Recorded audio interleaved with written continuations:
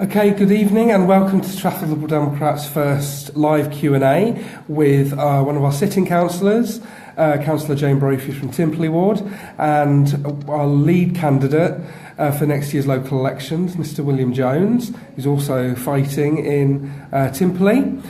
We hope this will become a regular event for you to get in contact with our candidates and our councillors over the next few months. And we've had some questions in already, but I will apologise. Your moderator is suffering from a cold, so if you hear a cough or a splutter, I do apologise. We've had some questions in already, but please post your questions in, and we'll see if we get through them. We have 40 minutes to get through this evening, so I'm going to start us off, and this is directed at you, Jane. Last week at the full council in Trafford, the Labour group walked out in response to one of their motions being declined or being messed with. One of the questions that have been asked is, why did the Liberal Democrats stay in chamber on this important issue about the Greenbelt? Surely it affects us here in Timperley as well. Well, the Liberal Democrat group, the three of us, Councillor Ray Bowker, Councillor Tony Fishwick and myself, we felt that it was our duty to stay on to continue with the motions that have been submitted to Council.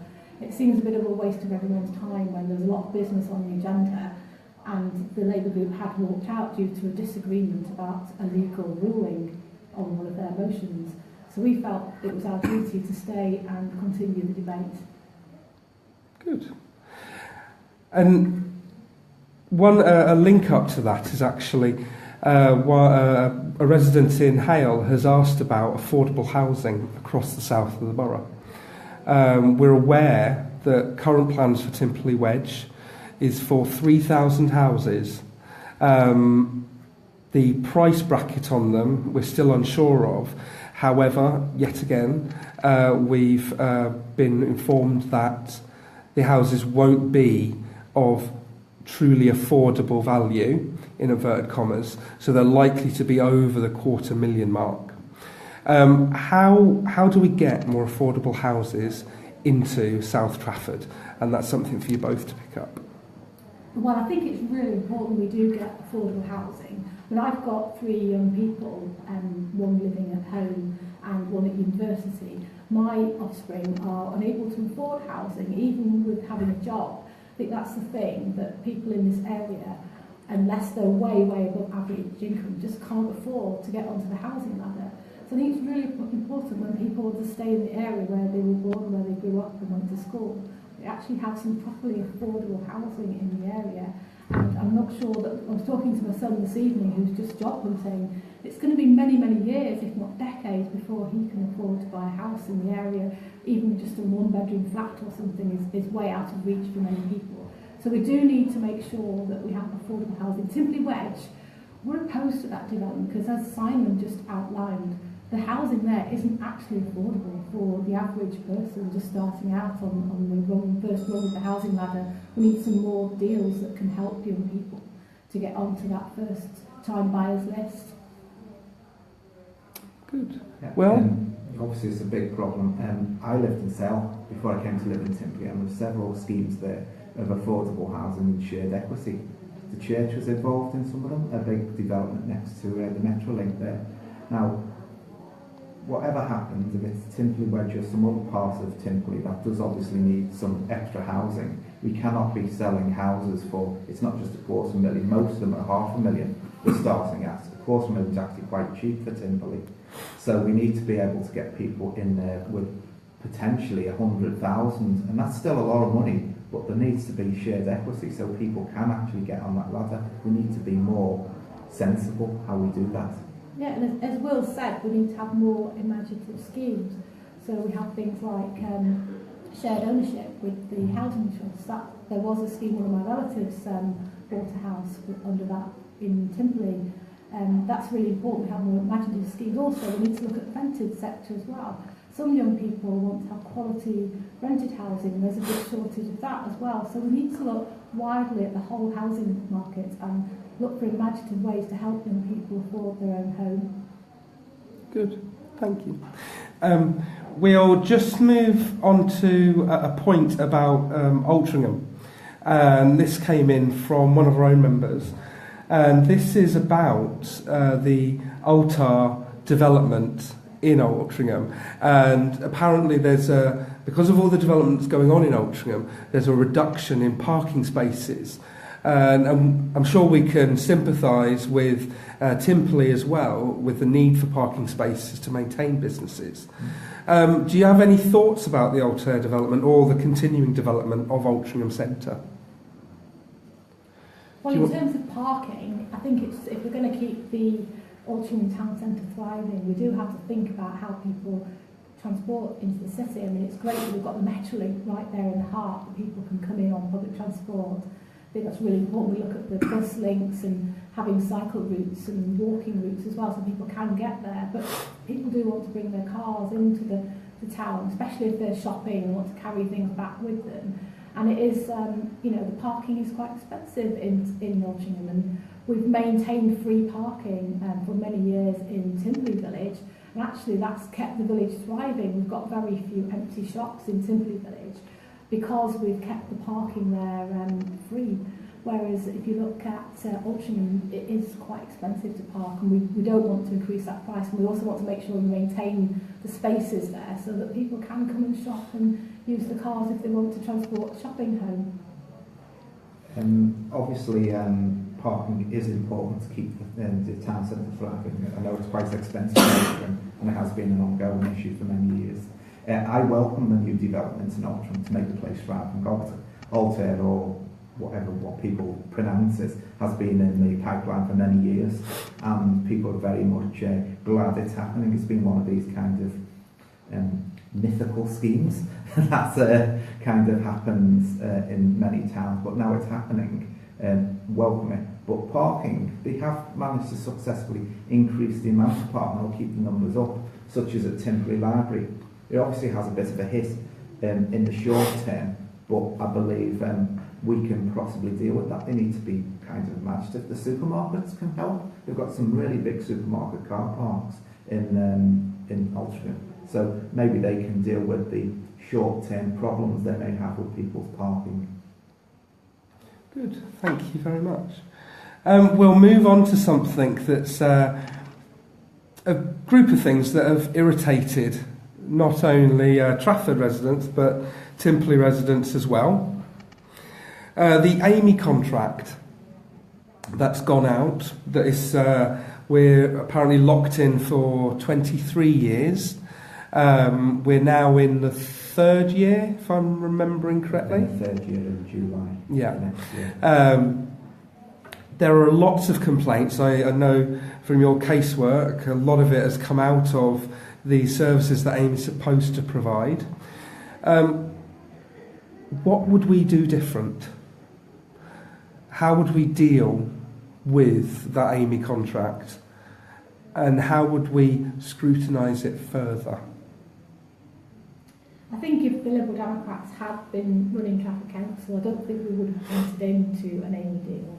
But that said, that's where we are at the moment, so we do have to try and make it work for residents. When we had in-house services, I think there is a lot more control within the council, much more responsive to people's needs when you have in-house services. That isn't the case, so we need to keep making sure that the AMEY contract we've got does adhere to providing a good service for residents. And absolutely, there's a question every week, there's scrutiny all the time in terms of making that contract better, making it more responsive. Unfortunately, it's an ongoing problem, and I think we, as Liberal Democrats, we just have to keep pushing to make sure residents do actually get a good deal from the contract. Well, I know AMEY have contracts with many councils around England and Wales and Scotland, and I do believe in places like Birmingham they have managed to come out of that contract. So as councillors, I don't know councillors how much they know about the contract. I don't think a lot of people know a lot about it, but that needs to be scrutinised. I think at the moment, with things like the green bin charge, which I believe, and this is a bit controversial, but it's going to be borne out by what's happening in council. That green bin charge has never found it out of OneTrafford AMEY's account and is being used to bolster a failing contract. So I just worry that there's going to be more of these clever schemes by the Trafford Tories to actually bolster a failing contract. So that really needs to be looked into, and we need to be talking to councils like Birmingham. How did they get out of it? I don't know what was in this contract because it was actually done at a very competitive rate. I do hope that when it was drawn up, it was sensibly drawn up. But there will be provision. Contracts have to be fair, and there may well be a chance to actually come out of that if it was scrutinised by legal means, but that will obviously cost money. Yeah, thank you. You alluded to it, green bins, infuriating people the length and breadth of Trafford. If you didn't have access to a computer, you paid £40 for the use of your green bin for garden waste. However, if you managed to pay online, you got it for £35. What do we propose to do about the green bin tax? Take that. I just Yes. started this as a little campaign how to raise awareness throughout Timperley and across other parts of Trafford, such as Salem Brooklands, back this time last year. We're opposed to it. The truth is, we're opposed to it. There shouldn't be a green bin charge. The Tories are very proud of the green bin charge, and I think they're very clever by actually managing to find extra money for the AMEY contract and for the roads, which they cut the budget for in 2015. We will put that back in the council tax. We would abolish the green bin charge. That's unequivocal. Unequivocal. Brilliant. Okay, so we've touched over AMEY and Greenbelt. We're just going to move on to schools. A recent local publication that will remain nameless was put through doors claiming that we oppose grammar schools in Trafford. Now, we could have a long debate over grammar schools. I don't think it's necessary. But in Trafford, across the political spectrum, a lot of people actually support our system. How do the Liberal Democrats feel about our school system here in Trafford? Do you want to say that? I think we've got a lot to be proud of with our school system here in Trafford. It's a mixed system. We've got the grammar schools, we've got excellent high schools, we've got special schools, we've got very good primary schools. In fact, many of our local schools have been they're very high up in the northwest in terms of where they are positioned, that they get extremely good results. And it's not just the good results, it's all the extracurricular things, all the life developing things that our schools do really well on. I'm a school governor and have for many years part of the Altrincham College of Arts school governorship there, and have been in a role there for many years. They do very well, and in fact our high schools do better than the best comprehensive schools in Manchester. So I think that says something for Trafford providing a good education for all pupils, whatever their background, whatever their educational attainments. That's the key thing, that as Liberal Democrats we believe in democracy, where locally people respect and want to have grammar schools, we see no reason to overturn that situation. My children went to a mix of schools. My daughter went to Altrincham Girls Grammar School, and one of my sons went to Sale Grammar School, one of my sons went to Wellington High School, one of them went to a special school. So we've got a range of excellent schools in Trafford, and we want to keep those excellent schools. We support all of our schools. We support the school system, the way it works at the moment, because it benefits all pupils. We would like to see the system made even more fairer, to make sure that people from all backgrounds can access the grammar schools if they're bright enough to benefit from that type of education. We want to make it a level playing field for pupils to have that access, but we do support our excellent local schools. We do support our grammar schools and high school system, and we will do that for as long as the Liberal Democrats are representing the people locally here. Thank you very much. Do you have anything to add? Yeah, I do. Jane's obviously done really well with her children. The school system's worked really well for her family. Obviously, you've got some of the children being to special needs school. I was privileged enough, despite not having children myself, of actually being a governor at a special needs school, and actually took that school from being in a bit of trouble at the time.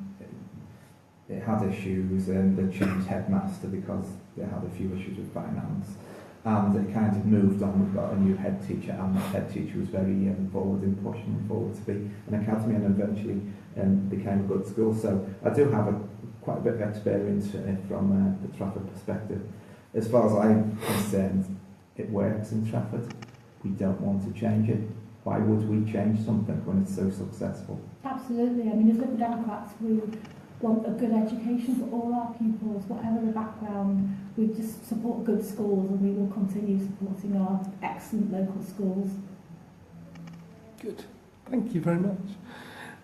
We'll just hit on a national issue that's been in the news today, and it's been in the news for the past 18 months. Liberal Democrats nationally support a referendum on the deal of Brexit. Here in Trafford, we are one of the most business-friendly or most business-effective boroughs in Greater Manchester. So Brexit will directly affect the citizens here in Trafford. Either way, if we stay or if we leave. What safeguards do you feel Trafford needs to put in place now, regardless of what deal we get or no deal or what's coming down the pipeline in 2019, to safeguard the jobs and businesses and livelihoods of those that live in Trafford and work here? Do you want to take that, Jane? I think as Liberal Democrats, we're very pro-business, especially small businesses. We want to support them to make sure they get the best climate to work and produce employment and enhance our economy locally. So we're aware that the Brexit issue hanging over everybody has created some uncertainty in the business field. We'd like to see stability there. We'd like to see Trafford offering stability for our businesses, especially small businesses. There's lots of things we can do. I think in terms of Brexit itself, which is perhaps wider than the scope of the question, it remains to be seen whether we actually will have Brexit, because there's so many problems and issues that are going on at the moment that I think that uncertainty remains. I think here in Trafford, as a Liberal Democrat Party, we do want to look at making sure people have a say on whatever deal Theresa May negotiates. That's democracy, having a say on the deal. But we want to make sure our Trafford interests are represented there.